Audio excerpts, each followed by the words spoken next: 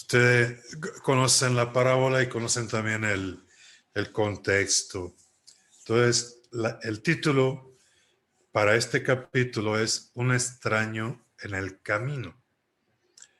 Y fíjese, es nuestro camino y en ese camino nos topamos con gente forastera, con gente extraña para nosotros. Dice él que todo lo que mencionó en el capítulo anterior es una descripción muy rápida y muy simple de la realidad. Y continúa, dice, ya que los gozos y las esperanzas, las tristezas y las angustias de los hombres de nuestro tiempo, sobre todo de los pobres y de cuantos sufren, son a la vez gozos y esperanzas, tristezas y angustia de los discípulos de Cristo. Nada hay verdaderamente humano que no encuentre eco en su corazón. Y esa es una cita de un documento del Vaticano II que se llama Gaudium et Spes. Y es precisamente el número 1, aunque el Papa amplió un poquitito la cita, pero ese es el contenido. La Iglesia en aquel momento iba encontrando en el concilio muchos temas que no sabían cómo acomodarlo. Y ellos tenían 12 esquemas, 12 temas sobre lo que el concilio iba a tratar. Y decidieron crear uno más, el esquema 13º o número 13. Y las cosas cuando iban apareciendo que no entraban en el lugar acomodado, la mandaban para el número 13. Y fue ahí como se hizo la Gaudium et Spes, que significa esas dos palabras, los gozos y las esperanzas. Entonces, él empieza en este capítulo con la lectura de la parábola del buen samaritano, que es conveniente que la leamos completa. Está en Lucas 10, del 25 al 37. Y el Papa va haciendo un análisis precisamente de esta parábola del buen samaritano. En el texto de la carta dice así: un maestro de la ley se levantó y le preguntó a Jesús para ponerlo a prueba: Maestro, ¿qué debo hacer para heredar la vida eterna? Jesús le preguntó a su vez: ¿qué está escrito en la ley? ¿Qué lees en ella? Él le respondió: amarás al Señor tu Dios con todo tu corazón, con toda tu alma, con todas tus fuerzas y con toda tu mente, y al prójimo como a ti mismo. Entonces Jesús les dijo: has respondido bien, pero ahora practícalo y vivirás. El maestro de la ley, queriendo justificarse, le volvió a preguntar: ¿quién es mi prójimo? Jesús tomó la palabra y dijo: un hombre bajaba de Jerusalén a Jericó y cayó en manos de unos ladrones, quienes, después de despojarlo de todo y herirlo, se fueron dejándolo por muerto. Por casualidad, un sacerdote bajaba por el mismo camino. Lo vio, dio un rodeo y pasó de largo.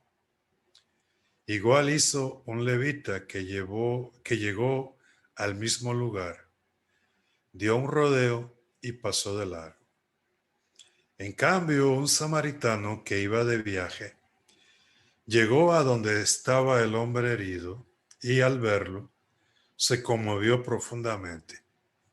Se acercó y le vendó sus heridas, curándolas con aceite y vino. Después lo cargó sobre su propia cabalgadura lo llevó a un albergue y se quedó cuidándolo. A la mañana siguiente le dio al dueño del albergue 2 monedas de plata y le dijo: cuídalo, y si gastas de más, te lo pagaré a mi regreso. ¿Cuál de estos 3 te parece que se comportó como prójimo del hombre que cayó en mano de los ladrones? El maestro de la ley respondió: el que lo trató con misericordia. Entonces Jesús le dijo: tienes que ir y hacer lo mismo. El Papa va a analizar la parábola y lo primero que va a mirar es el trasfondo. Y se remonta prácticamente a un trasfondo que es de siglos, de mucho tiempo, desde la creación del mundo. Inmediatamente, la Biblia plantea el desafío de las relaciones entre nosotros. Nada más crearse el hombre, Caín destruye a su hermano Abel y viene la pregunta de Dios: ¿dónde está tu hermano? La respuesta es la misma que frecuentemente también damos nosotros. ¿Acaso soy yo guardián de mi hermano? Por ellos y por nosotros. Al preguntar, Dios cuestiona todo tipo de determinismo o fatalismo que pretenda justificar la indiferencia como única respuesta posible.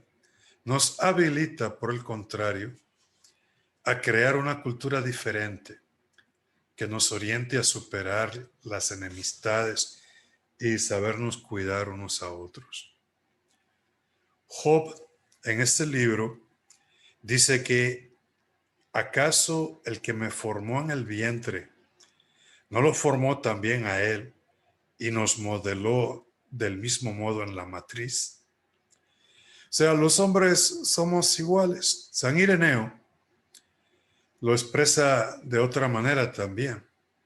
Dice: el amante de la verdad no debe dejarse engañar por el intervalo particular de cada tono, sin suponer un creador para uno y otro para otro, sino uno solo.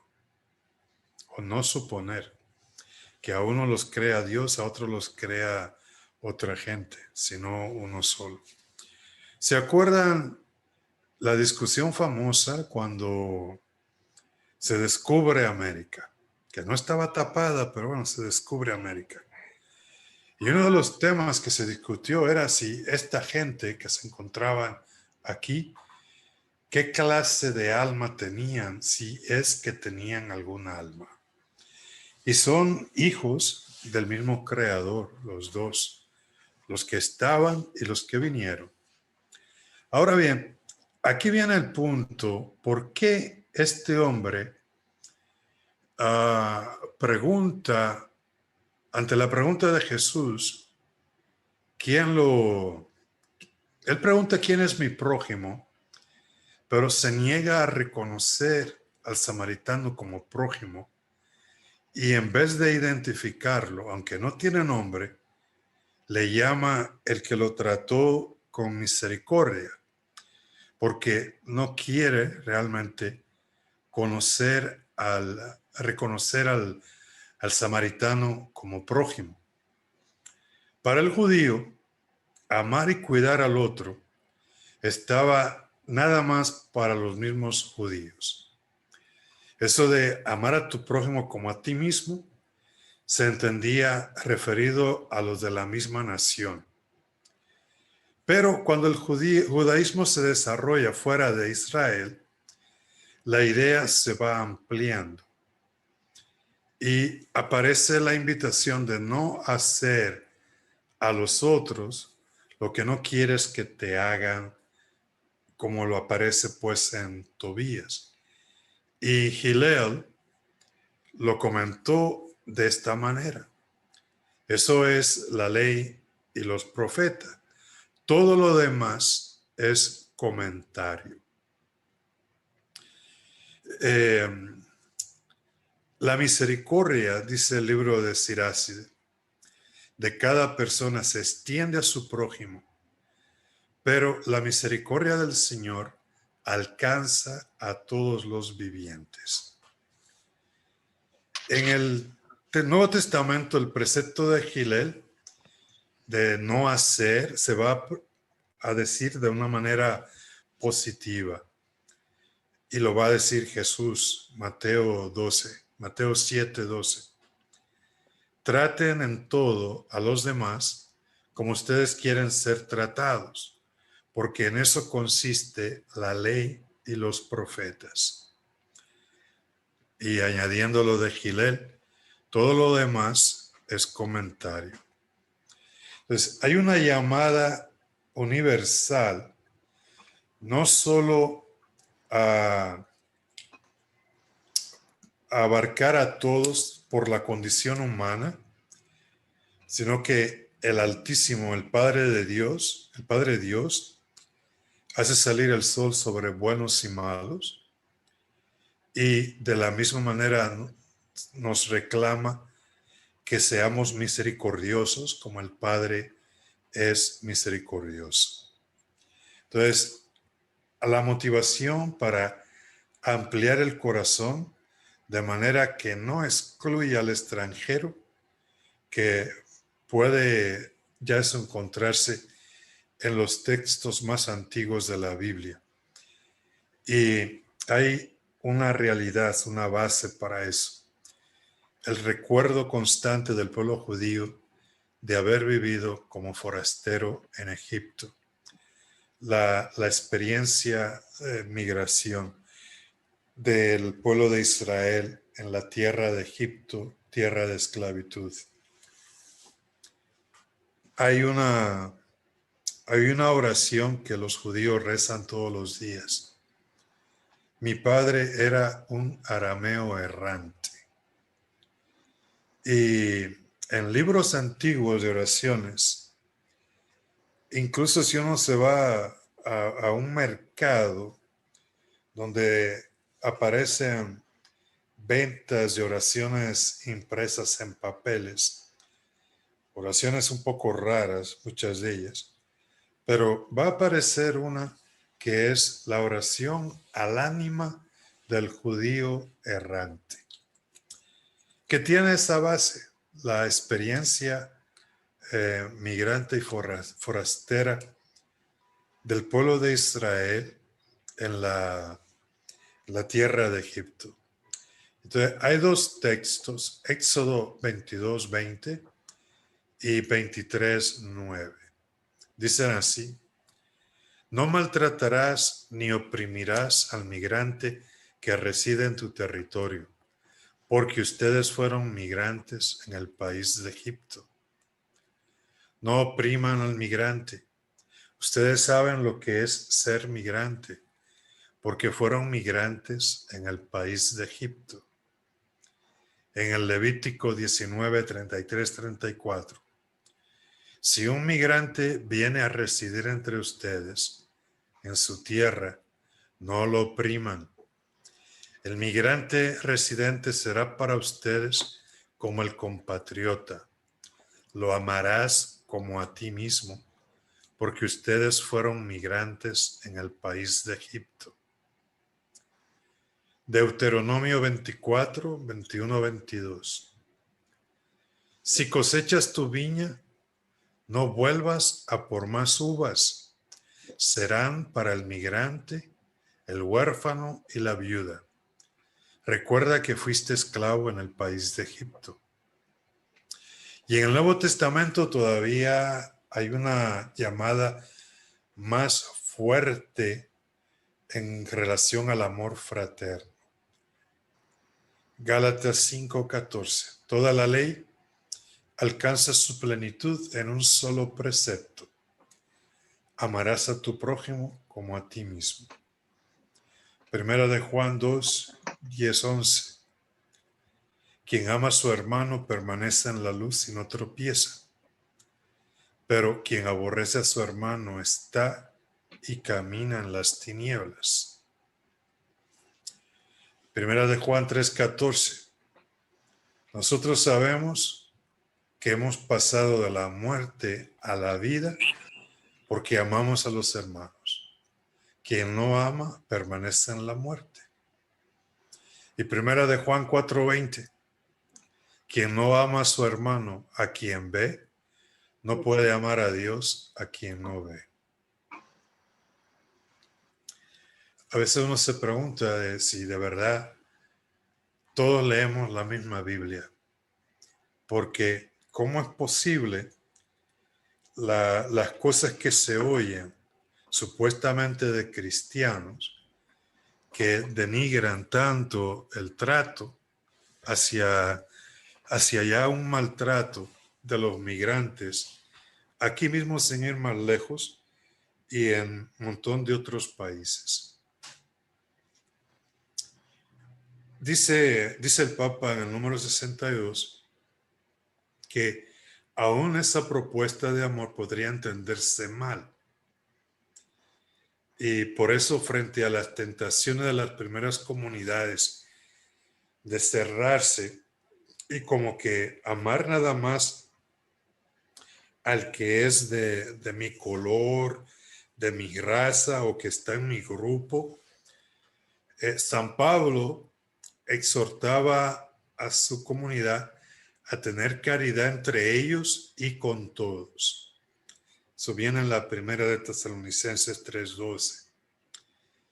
Y en las comunidades de Juan se pedía que los hermanos fueran bien recibidos, incluso los que están de paso. La tercera de Juan, número 5. Entonces, eso ayuda a entender el valor de la parábola del buen samaritano. Al amor no le importa si el hermano herido es de aquí o es de allá. Esa es frase del Papa. Porque es el amor que rompe las cadenas que nos aíslan y separan, tendiendo puentes. Amor que nos permite construir una gran familia donde todos podemos sentirnos en casa. Amor que se sabe de compasión y de dignidad. Ahora bien, esa era la parte que correspondía al concepto del trasfondo de la parábola. El abandonado. El abandonado es pues el que está al medio del camino. Jesús dice que había un hombre tirado en el camino, que había sido asaltado. Pasan varios a su lado, huyen, no se detienen. Personas con funciones importantes en la sociedad que no tenían en el corazón el amor por el bien común. No fueron capaces de perder unos minutos para atender al herido, ni para buscar ayuda. Uno se detuvo, le dio cercanía, lo curó, le puso también dinero en su bolsillo y se ocupó de él. Pero lo más importante es que le dio su tiempo. Él tenía planes para aquel día, tenía sus necesidades, sus compromisos, pero fue capaz de dejar todo a un lado ante el herido. Sin conocerlo, lo consideró digno de dedicarle su tiempo. Entonces, ¿tú con quién te identificas? Es una pregunta cruda, directa y determinante. ¿A cuál de ellos te pareces? Hay que reconocer la tentación que muchas veces nos da de desentendernos de los demás y sobre todo de los más débiles. Hemos crecido en muchos aspectos, pero somos analfabetos en acompañar, cuidar y atender a los más débiles. Y nos acostumbramos a mirar de lado y a pasar de largo. Ignorar situaciones hasta que no nos golpean directamente, hasta que no nos toca. ¿Se acuerdan? Permítame un paréntesis. Hay una pequeña historia El ratón en la casa encuentra que el granjero compró una ratonera y el ratón, pobrecito, él no sabía qué hacer. Y va donde la gallina. Señora gallina, ayúdeme. Mire usted, hay una, hay una ratonera en la casa. Y la gallina se ríe. Co, co, co, co, co. ¿Y a mí qué me importa? Cuá, cuá, cuá. El ratón sigue y se encuentra por ahí con un chivo. Señor chivo, mire, hay una ratonera en la casa, a ver si usted me ayuda. Ese no es mi problema, es lo que contesta el chivo. Y hasta llega la vaca, y señora vaca, mire, pues hay un problema grande y muy serio. Hay una ratonera en la casa. No me importa, no, no es para mí. Bueno, una noche, la ratonera, ¡plas!, atrapó algo. Y la mujer del granjero fue a ver qué atrapó la ratonera y metió la mano. La ratonera había atrapado una culebra venenosa y la culebra picó a la mujer. Entonces, la mujer estaba enferma, tenía fiebre, pues una sopita de gallina, la mejor cosa que puede haber para bajar la fiebre. La pobre mujer siguió enferma y vinieron los parientes a visitarla para saber de ella, porque pues seguía enferma. Pues hubo que matar al chivo para darle de comer a los parientes. Y la pobre mujer tristemente se murió. Entonces tuvieron que matar la vaca para darle de comer a los que vinieron al entierro. El único en esa historia que se libró fue el ratón. Y los demás, como no era su problema, así que es una historia que también nos puede pasar a cada uno de nosotros. Hay una ratonera y uno pasa de largo porque no es mi problema. ¿Con quién te identificas? Fíjese que hay más gente en ellos. Ahí asaltan a una persona en la calle, uno pasa de largo. Hay gente que atropellan con el automóvil y huyen. Solo quieren evitar problemas. Si el hombre se muere por su cuenta, eso no es su bronca. Entonces, esos signos de la vida se están generalizando y cada vez son más comunes. Pareciera que la gente solamente va a sus propias necesidades y ver a alguien sufriendo nos molesta, nos perturba. No queremos perder nuestro tiempo por culpa de problemas ajenos. Estos son síntomas de una sociedad enferma porque busca construirse de espaldas al dolor. Fíjese lo que pasa aquí en Estados Unidos. Cuando se muere alguien, ¿usted ve un gabacho llorando? O sea, cuando alguien de la familia de un gabacho se muere, ¿usted los ha visto llorando? Y les duele, pero no pueden llorar porque hay que esconder el dolor. Nadie quiere ver el dolor. Esa es una miseria de vida. Y para no caer en esa miseria, miremos el modelo del buen samaritano. Nos invita a que resurja nuestra vocación de ciudadano del propio país y del mundo entero, constructores de un nuevo vínculo social. Es un llamado siempre nuevo que está escrito en procurar ser una sociedad que se encamine a conseguir el bien común y a partir de eso reconstruya una y otra vez el orden político y social, su tejido de relaciones, su proyecto humano. El buen samaritano reflejó que la existencia de cada uno de nosotros está ligada a las de los demás. La vida no es tiempo que pasa, sino tiempo de encuentro. Por eso es que nos cuesta tanto este tiempo de la pandemia, porque no nos podemos encontrar. Pero pronto se llegará al final y sin embargo, mientras tanto, mantengamos el cuidado. Entonces, ante el dolor, ante tanta herida, la única solución que podamos tener es ser como el buen samaritano. Todo lo demás termina o bien del lado de los salteadores, de los que tiran al hombre o de los que pasan de largo. Y no podemos o no debemos.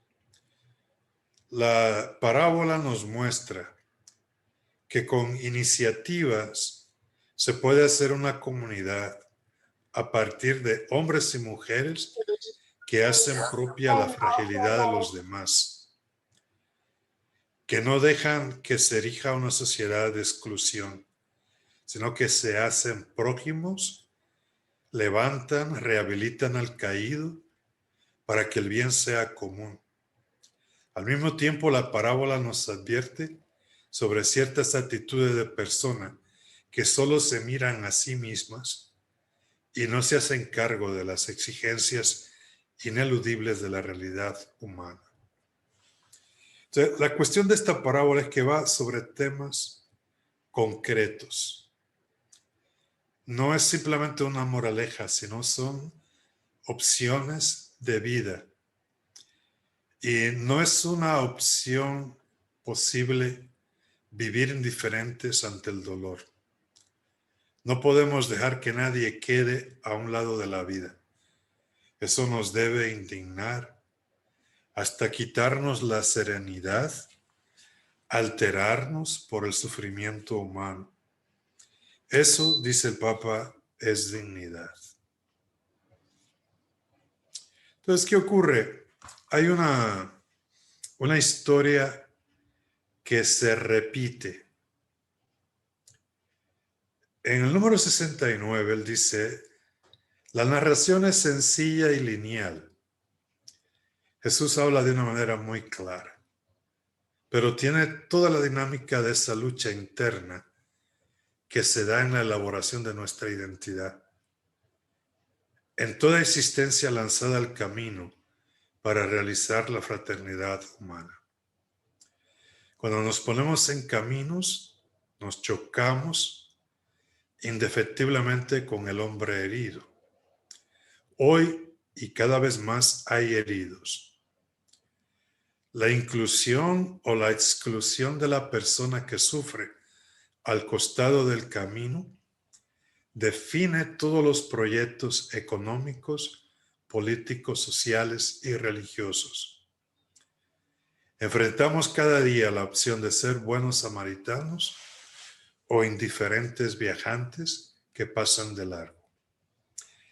Y si vemos toda nuestra historia a lo largo y ancho del mundo, todos somos o hemos sido como estos personajes.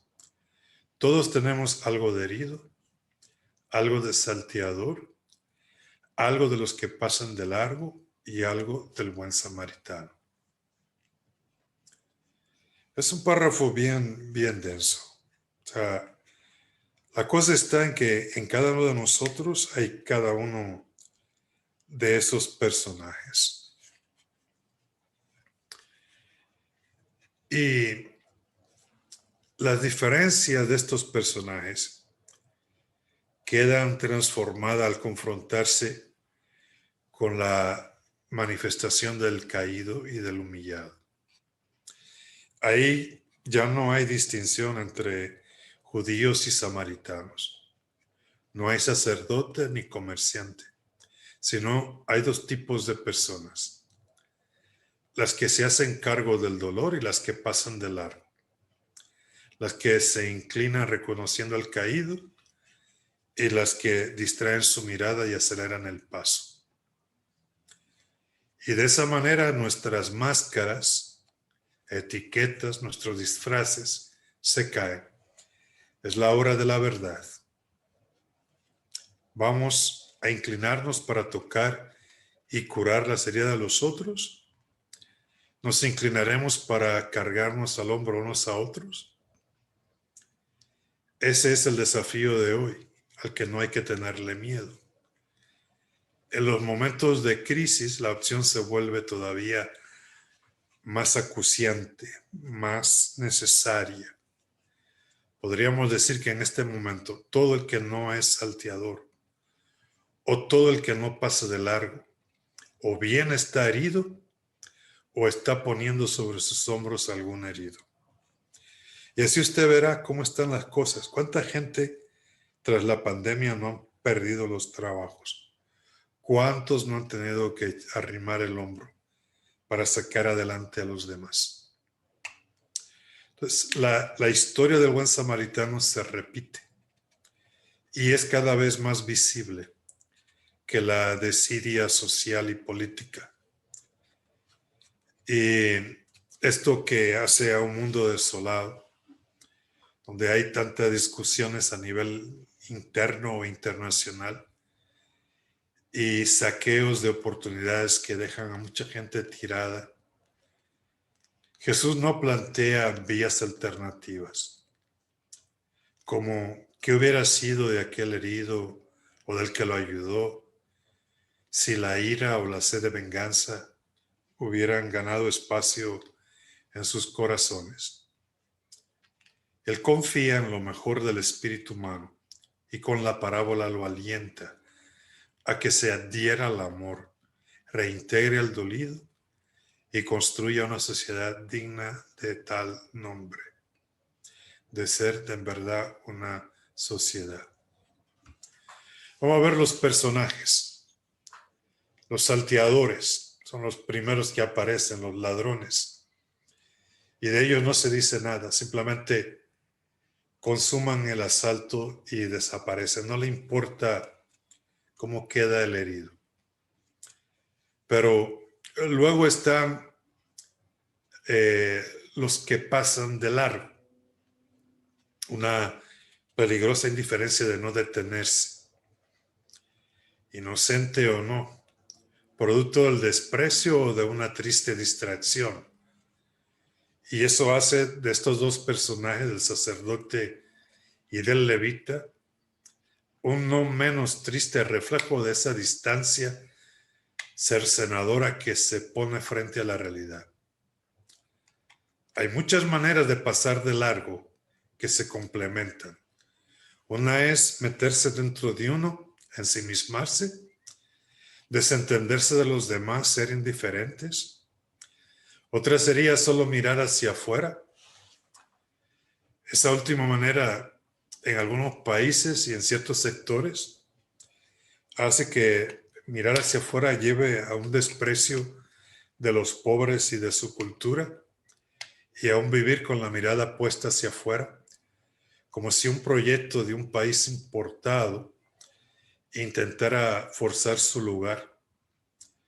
Y así se puede justificar la indiferencia de algunos, porque aquellos que podrían tocarle el corazón con sus reclamos simplemente no existen, están fuera de sus horizontes de intereses. En el número 74, el Papa dice que hay un detalle que no se puede ignorar de los que pasan de largo. Eran personas religiosas. Es más, se dedicaban a dar culto a Dios, un sacerdote y un levita. Esto es un fuerte llamado de atención. Indica que el hecho de creer en Dios y de adorarlo no garantiza vivir como a Dios le agrada. Una persona de fe puede no ser fiel a todo lo que esa misma fe le reclama. Y sin embargo puede sentirse cerca de Dios y creerse con más dignidad que los demás. Pero hay maneras de vivir la fe que facilitan la apertura del corazón a los hermanos. Y esa será la garantía de una auténtica apertura a Dios. San Juan Crisóstomo llegó a expresarlo con mucha claridad, este desafío que se plantea a los cristianos. ¿Desean honrar el cuerpo de Cristo? No lo desprecien cuando lo contemplen desnudo.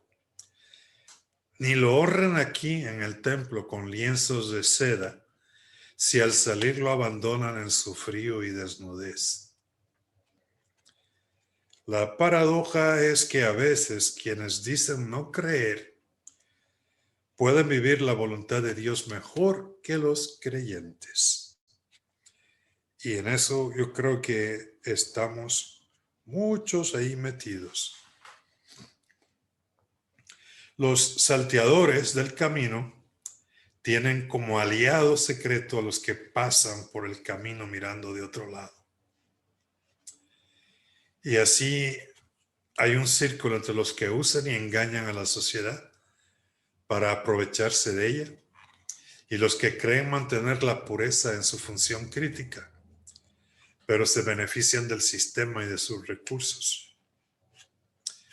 Hay una triste hipocresía cuando la impunidad del delito, del uso de las instituciones para el provecho personal o corporativo y otros males que no logramos desterrar, la corrupción, se unen a una permanente descalificación de todo y a la siembra de sospecha que hace cundir la desconfianza y la perplejidad.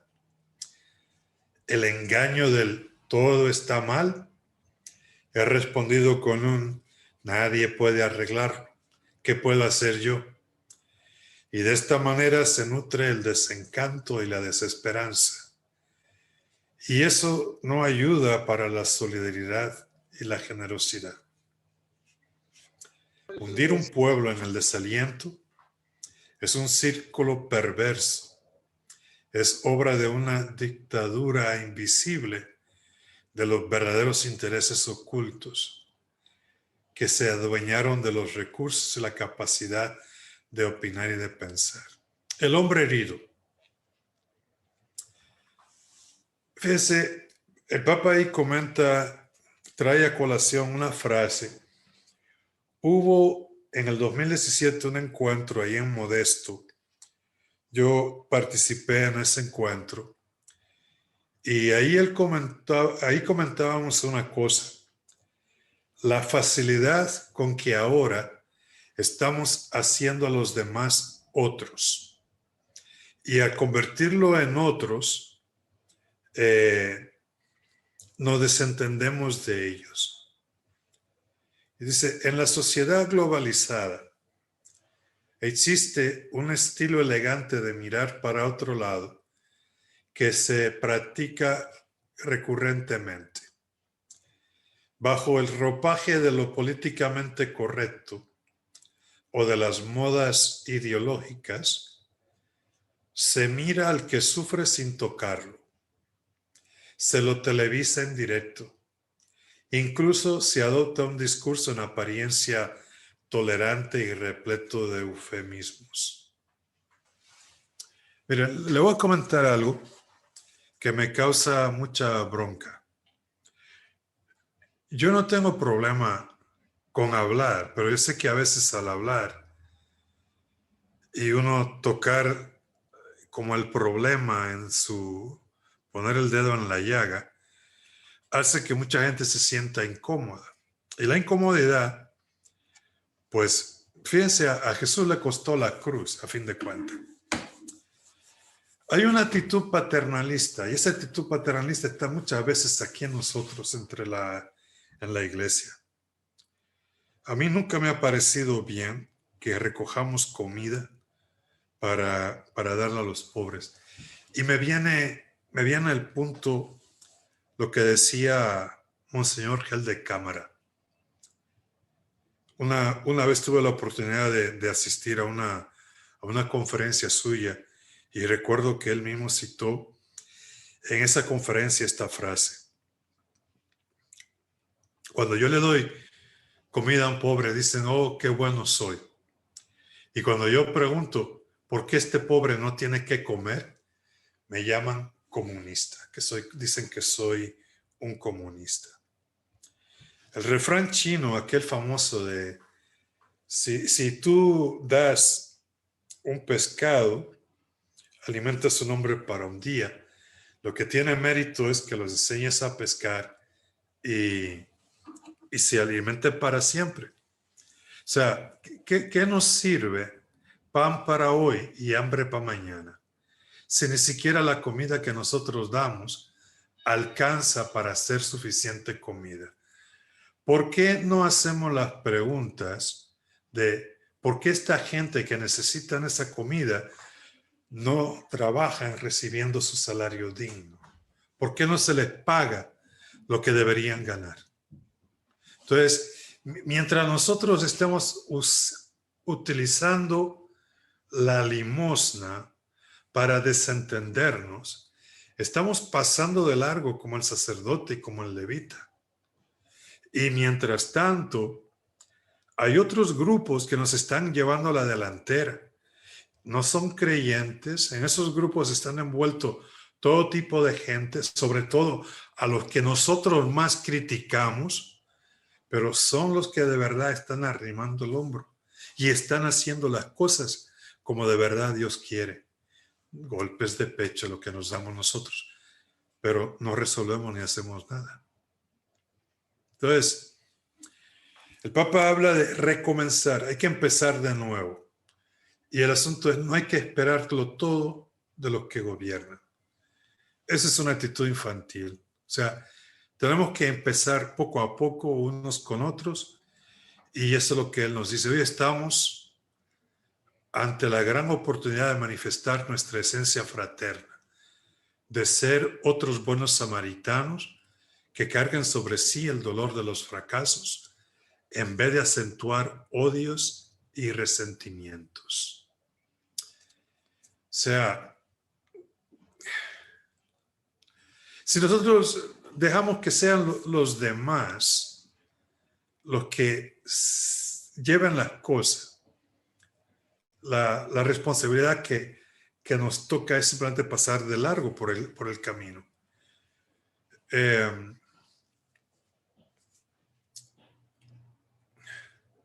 Entonces, en el número 78 dice el Papa, es posible comenzar de abajo y de uno a uno. Empezar por lo más concreto y local, hasta el último rincón de la patria y del mundo, con el mismo cuidado que el viajero de Samaria tuvo por cada llaga del herido. O sea, busquemos a otros, hagámonos cargo de la realidad que nos corresponde, sin miedo al dolor o a la impotencia, porque allí está todo lo bueno que Dios ha sembrado en el corazón del ser humano. Las dificultades que parecen enormes son la oportunidad para crecer y no la excusa para la tristeza que favorece el sometimiento. Pero no lo hagamos solos individualmente. Acuérdense que el samaritano buscó al hospedero para que pudiera cuidar de aquel hombre. Como nosotros estamos invitados a convocar y encontrarnos en un nosotros que sea más fuerte que la suma de las pequeñas individualidades. El todo es más que la parte y también es más que la mera suma de ellas. Renunciemos a la mezquindad y al resentimiento de los internismos estériles, de los enfrentamientos sin fin. Dejemos de ocultar el dolor de las pérdidas, hagámonos cargo de nuestros crímenes, desirias y mentiras. La reconciliación reparadora nos resucitará y nos hará perder el miedo a nosotros mismos y a los demás. Y el samaritano se fue sin esperar reconocimiento ni gratitud. Y muchas veces nosotros hacemos las cosas buscando el crédito. ¿Y cuántas veces no he visto yo de hacer un montón de cosas para que al final otros sean quienes se lleven el crédito? Y mi criterio es, a mí no me importa con tal de que la cosa se haga, no quien se lleve la fama. Pero sí, hay mucha gente que eso es lo que le preocupa. Pero el Papa aclara, la entrega al servicio era la gran satisfacción frente a su Dios y a su vida, y por eso un deber. Todos tenemos responsabilidad frente al herido, que es el pueblo mismo y todos los pueblos de la tierra. Cuidemos la fragilidad de cada hombre, de cada mujer, de cada niño, de cada anciano, con esa actitud solidaria y atenta, la actitud de proximidad del buen samaritano. El prójimo sin fronteras. Cuando Jesús propone la parábola para responder la pregunta, ¿quién es mi prójimo? En aquel tiempo el prójimo era el que está más cercano, pero un samaritano, que era un ser despreciable, impuro, y por lo tanto no se lo incluía dentro de los seres cercanos a quienes se debía ayudar. El judío Jesús transforma ese planteamiento. No nos invita a preguntarnos quiénes son los que están cerca de nosotros, sino a que nosotros nos volvamos cercanos, prójimos de los demás. La propuesta es la de hacerse presente ante el que necesita ayuda, sin importar si es del propio círculo de pertenencia. En este caso, el samaritano fue quien se hizo prójimo del judío herido. Para volverse cercano y presente, atravesó barreras culturales e históricas. La conclusión de Jesús es un pedido: vete y haz lo mismo. Tienes que ir y hacer lo mismo. Es decir, nos interpela a dejar de lado toda diferencia y ante el sufrimiento volvernos cercanos a cualquiera. Entonces, yo no digo que tengo prójimos a quienes debo ayudar, sino que me siento llamado a volverme yo un prójimo de los otros. Y en ese asunto los samaritanos todavía estaban peor en relación con los judíos, tanto así que se nos puede hacer difícil de entender. Los samaritanos habían sido era una región que para los judíos ellos estaban contaminados por ritos paganos. Y para los judíos eso los volvía a ellos, a los samaritanos, impuros, detestables y peligrosos. Fíjese, aparece en la Biblia un refrán judío que menciona a naciones olvidadas y habla de Samaria afirmando que ni siquiera es una nación. Y dice, es el pueblo necio que reside en Siquén. Si lo buscan ahí en el libro de Siráside o Eclesiastés, en el número 50, capítulo 50, número 25, o versos 25 y 26, dice, hay dos naciones que me exasperan, dice el judío, y una tercera que ni siquiera merece llamarse tal. Esos son los samaritanos. Dice, son los que moran en la montaña de Seir, una nación. Los filisteos, la segunda nación. Y también ese estúpido pueblo que vive en Siquén, los samaritanos. Entonces, acuérdense que cuando Jesús se encuentra con la mujer samaritana, ¿cómo es que tú, siendo judío, me pides de beber a mí, que soy una samaritana? Me suena a la discusión que tenemos nosotros ahora con que, no celebremos Halloween porque es pagano. Estamos como los judíos tratando a los samaritanos de esa manera. El asunto es, hay que ser prójimo, hay que estar cercano. La discusión esa es estúpida. Este encuentro misericordioso entre un samaritano y un judío es una potente interpelación que desmiente toda manipulación ideológica para que ampliemos nuestro círculo, para que demos a nuestra capacidad de amar una dimensión universal, capaz de traspasar todos los prejuicios, todas las barreras históricas o culturales, todos los intereses mezquinos. Y concluye el punto con la interpelación del forastero. Cómo el extranjero nos cuestiona y nos debe cuestionar a nosotros. Y fíjense una cosa, nosotros somos migrantes, pero hay migrantes dentro de nosotros también. No sé si me doy a entender. Si nosotros estamos mal, todavía hay más gente dentro de nosotros que está hasta peor. Y nosotros a eso los vemos de arriba para abajo. ¿Se acuerdan o han oído la canción esta de Don Cheto, del tipo que pasó la frontera de ilegal, pero se casó con una gringa? Entonces se pinta el pelo para no verse tan, pues será, no sé, tan... Se pinta el bigote para no verse tan anciano, va diciendo. Y se olvida a los demás. Ya no trata a nadie. Esa canción está, casi cada día la ponen en el programa. Y el nopal, así en la frente, grandote, como decimos. Y seguimos mirando para abajo al otro.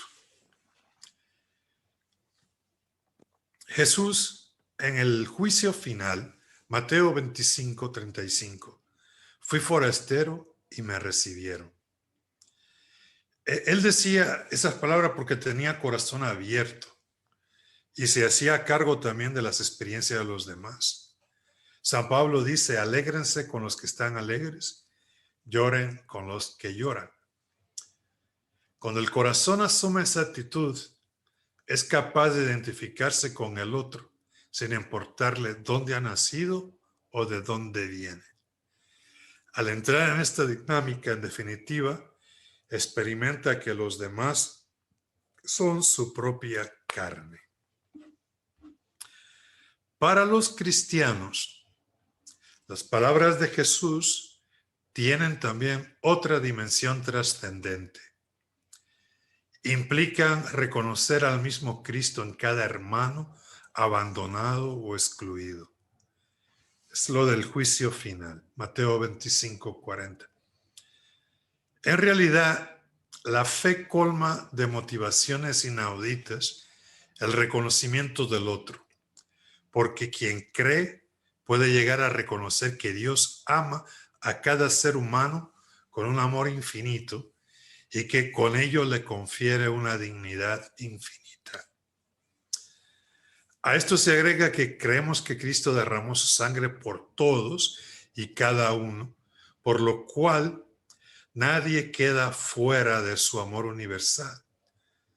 Y si vamos a la fuente última, que es la vida íntima de Dios, nos encontramos con una comunidad de 3 personas, origen y modelo perfecto de toda vida en común. La teología continúa enriqueciéndose gracias a la reflexión sobre esa gran verdad. A veces me asombra que, con semejantes motivaciones, a la Iglesia le haya llevado tanto tiempo condenar contundentemente la esclavitud y diversas formas de violencia. Hoy, con el desarrollo de la espiritualidad y de la teología, no tenemos excusas. Sin embargo, todavía hay quienes parecen sentirse alentados o al menos autorizados por su fe para sostener diversas formas de nacionalismo cerrados y violentos, actitudes xenófobas, desprecio e incluso maltratos hacia los que son diferentes. La fe, con el humanismo que encierra, debe mantener vivo un sentido crítico frente a estas tendencias y ayudar a reaccionar rápidamente cuando comienzan a insinuarse. Para ellos es importante que la catequesis y la predicación incluyan de modo más directo y claro el sentido social de la existencia, la dimensión fraterna de la espiritualidad, la convicción sobre la inalienable dignidad de cada persona y las motivaciones para amar y acoger a todos. Y con eso termina el capítulo.